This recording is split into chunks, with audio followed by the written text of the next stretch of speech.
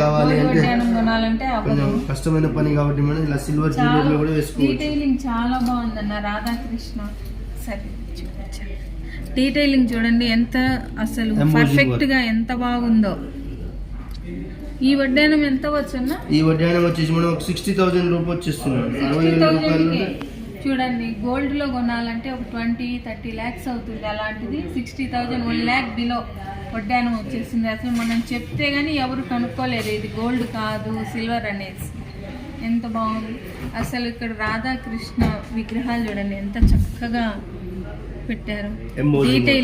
Detailing అంతా చాలా బాగుంది.